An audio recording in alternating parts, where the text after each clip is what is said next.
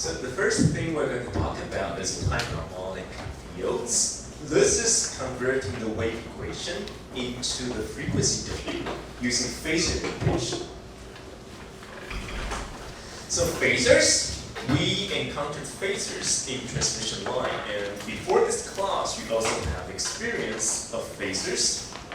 Basically, if you have some function of space and time, then we can use a mathematical skill called separation of variables. So we can separate the time dependence and the spatial dependence into different parts. So this is basically phasor notation. We want to explicitly write the time domain dependence, j omega t, out as an independent part. And only the spatial part is the one to be solved. And this also means we have to assume we know the operating frequency. Exponential j omega t, so you have the time dependence, and you also have a designated frequency. Right?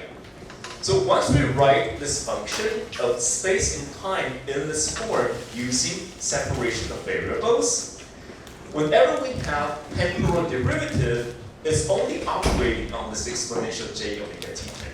This term is only spatial dependent. Okay? So this term, called the phasor term, does not participate into the time domain derivative. It's only this one. As a result, whenever we have a time domain derivative, we have j omega multiplied in the front. This is not something you don't know. We already covered that in transmission line. Voltage and current waves, we can express it using the phasor notation multiplied by the time dependence.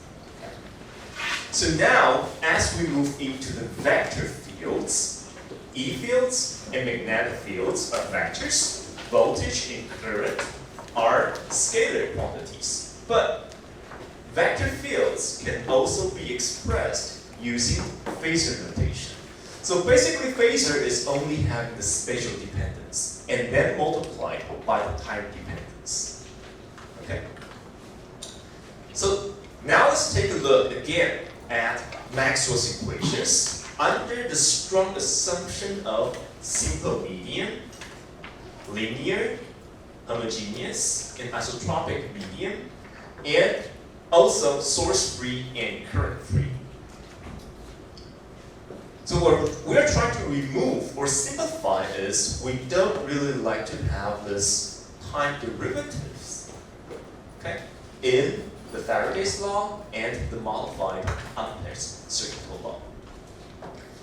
So we now use phasor notations for E fields and H field.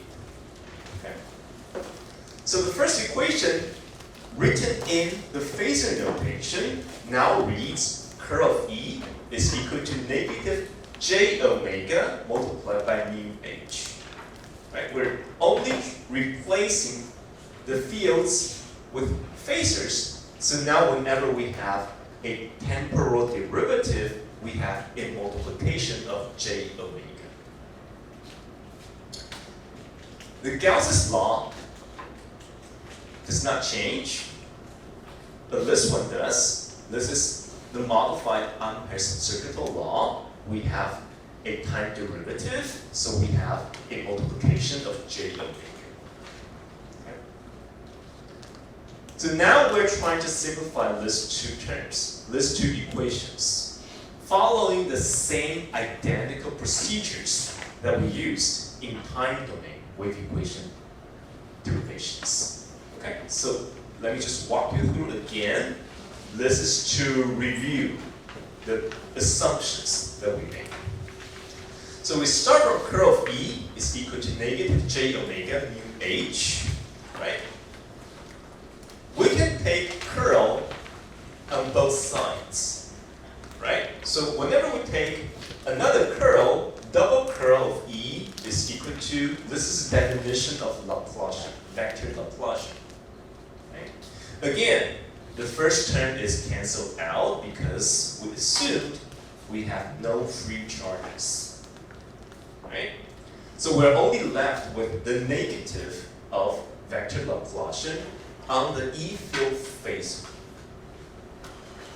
The right-hand side is now slightly simplified, curl of the entire thing, and we can pull mu out again. This is assuming we have a very homogeneous medium. Okay? So this mu is a constant. It's not spatially dependent. But we already know what curl of H is. Curl of H is j omega epsilon E. Right? So now we replace curl of H by this expression. We have j times j equals -1, and that cancels out with a negative sign, right? So we have omega squared mu epsilon E. So now on both sides, we are solving for E. So eventually, this equation is called the Helmholtz equation. It is explicitly in the frequency domain. Right? You don't see the time domain variations anymore, but you see omega now explicitly. So this is dramatically different as compared to the wave equation in the time domain. In the time domain, you see this time, right, explicitly, but now you no longer have time, but you do have frequency.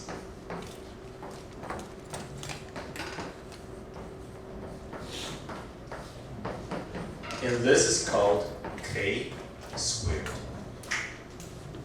Okay. So these two are very, very different. In the sense, in the first one, you see time. But in the second one, you no longer see time dependence, but you see frequency dependence. Okay. So that's a major difference. This is Helmholtz equation for the E field. You can also derive the Helmholtz equation for the magnetic field. Same procedure, okay? The same procedure. So I'm not going to go into the details, but I want to highlight the result. As compared to the Helmholtz equation for the E field, the H field has the identical mathematical form, and the Laplacian is linked to itself by the same constant. So this is the point where you have to think, what type of message is delivered behind these equations? Here, if you still remember, we can replace E by H, right? For the time domain equation. So last Wednesday, we went over the derivation, and we obtained the conclusion that E field and H field, using the time domain wave equation, we knew that both E and H propagate with the same speed. Right? That's what we have. So for E field and H field, for the first one, the time domain equation, those two equations tell us both E field and H field have the same propagation speed. But now that we derived Helmholtz equation, K is basically a spatial characteristic, right? Because we no longer have time dependence. We only have spatial dependence. So let's come back. Spatial dependence is telling us what is the periodicity of this wave in space in this given material. So that is giving us the information of wavelength. Okay, so this lambda is the effective wavelength in this given material.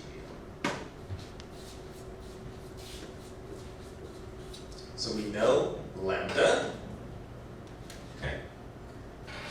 And at the same time, E and H have the same K, so basically both E field and H field have the same spatial periodicity. That's called the wavelength, and also in the same direction.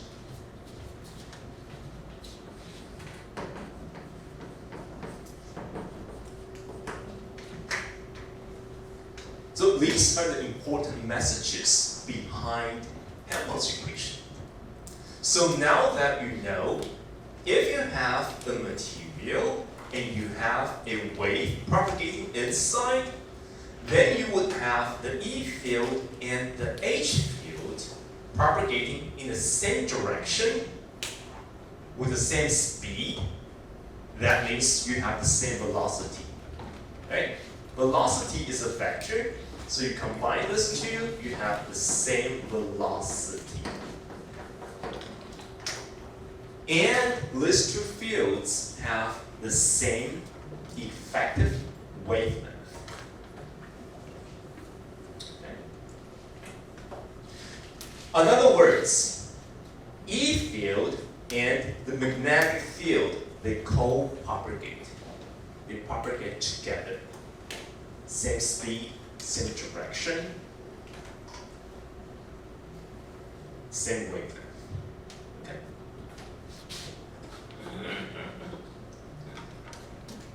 So this page wants to highlight the meaning of wavelength. Okay.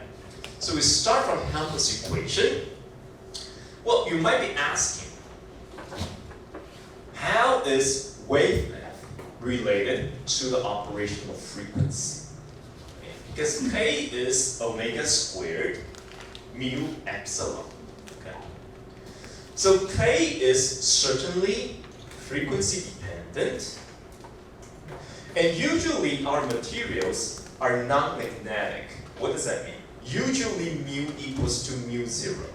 In most materials, 99% of the materials are not magnetic. Okay? But most materials are electric, meaning epsilon can be different from epsilon zero. So usually we have epsilon r. Okay? Now if you still remember, multiplication of mu zero to epsilon zero and taking the square root, that is 1 over c. Okay? So let me write it down for you. So K is equal to omega mu 0 epsilon 0 and multiply by epsilon r, right? Another way to write it. But this is 1 over c. This is omega divided by c and times epsilon r. Now, starting from junior high school, you knew that the refractive index of water is 1.33. The refractive index of glass is 1.5. And that is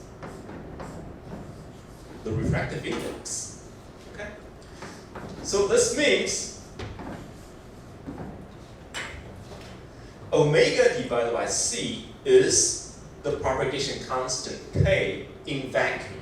Okay, so this is K0 in vacuum. So if you have a wave propagating in material, an electric material, then your K is n, the refractive index, multiplied by the wave propagating in vacuum. Okay. So what does that mean? K is 2 pi over lambda. This means lambda is basically the effective lambda in certain material is the wavelength of the same wave propagating in vacuum divided by n. Okay. So we can go over it again, right? So the definition is omega of K is omega divided by your propagation speed. And your propagation speed, another way to look at it is c divided by n, right?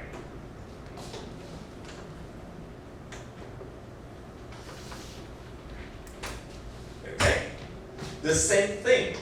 You can move this one to the bottom, right? So this is C divided by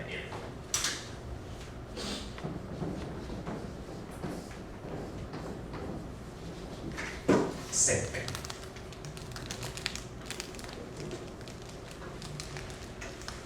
So this means whenever you have a material, that material is trying to slow the wave down. And at the same time, it is trying to make your wavelength shorter. Okay. So the material is trying to slow the speed of the wave down by a factor of n, the refractive index, and it's also trying to reduce the wavelength by the same factor. So later today, we will come back to that. I want to give you a very clear picture how this n is coming from and how it works to slow the light down, light or wave. Okay? So I will keep those two comments on the blackboard. But usually, if you still remember, we're working in the phasor domain, meaning that we care about frequency. And in K, we see this frequency explicitly written down here. So you have to ask yourselves, where is the additional frequency dependence coming from? Well, mu 0 and epsilon 0 are really constants, but it's epsilon r. The relative permittivity, usually, or let me say 100%, is frequency dependent, right? So you should add epsilon r of omega to this so-called permittivity, okay? And therefore, your refractive index is frequency dependent, okay?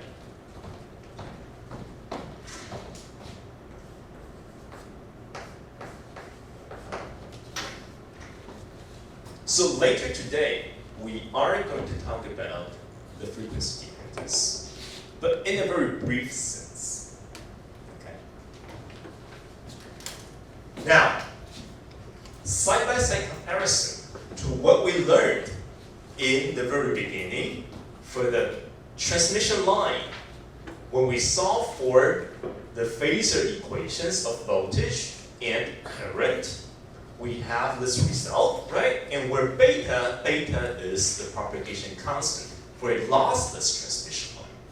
And there we also introduced beta is equal to omega square root of LC, and it is also equal to 2 pi divided by 1. Okay? Now you compare to E fields and magnetic fields. They are basically identical, right? So the only difference is we now improved starting from scalar quantity into vector fields, right? You might be wondering, up to now, our derivations were assuming, well, making a lot of simplifications, right? Simple material, no free charges, no free currents. Let me show you one example. If we allow the material to be conductive, meaning that you can have free current density. So J can be there. And what happens for your results? Do you need to go over the entire derivation again? Probably not, because once you allow to have J, only one equation is modified. Which one? The modified Ampere's circuit law, right? So now, if you have J, you just add it back. And the benefit of using phasor notation in the frequency domain is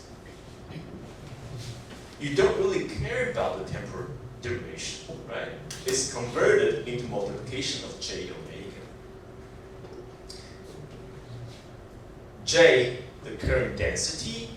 Once you have the E field intensity, it's related as sigma E. Sigma is the conductivity of your material, right? So it's okay. Even though we do have the presence of free current density, it is only modifying my formulation as adding an effective term into the epsilon, right? I have two terms. They have the same E dependence, so I can gather these two terms into one, right? So this entire thing in the parenthesis of epsilon is coming from this term, and now you have added the possibility to have conductive current that is only contributing to a new term, right? We can say this is our new effective epsilon. So let me just call it epsilon C when your material is conductive. So the C represents conductive. And this is telling you, if your material is conductive, then your epsilon is no longer purely real. When you don't have the J term, right? You don't have this J term, then epsilon for typical material is purely real. But now that you do have conductive current, then epsilon, of course, is now a function of frequency, and now it is having the real part and the imaginary part. So your epsilon is now becoming a complex number. So if you think back in transmission line, we initially started assuming we do have loss, right? And then we have gamma, the complex propagation constant. And then we assumed we're working in a lossless transmission line, so that loss term is dropped, so we only have beta. So now for E fields, H fields, we're going in a reverse way. Initially, we assumed there's no loss, we only have the real part, and now we include the loss. Our epsilon is now having the real part and the imaginary part. So at this moment, try to guess what happens when epsilon is having an imaginary part. Take a look. What is happening? Eventually, you only care about negative j, k, z, the propagation, right? The propagation constant tells you the phase accumulated for this wave propagating in space. Now, if your epsilon is now having the real part and the imaginary part, that is making your k also complicated, right? It has the real part and the imaginary part.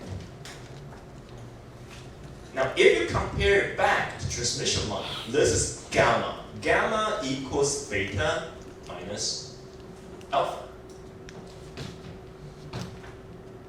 Okay? So you have a loss. So as your wave propagates in this conductive material, its amplitude decays exponentially. Right? So that is loss. Once your epsilon is complex, the imaginary part gives rise to loss. Okay? So again, everything should be frequency dependent because we're working in the phasor, using phasor notation in the frequency. Right? When this loss term, or the imaginary part, well, it is frequency dependent, right? Explicitly, it is inversely proportional to frequency. So that means for the same material, when your wave is of a low frequency, it behaves like a conductor.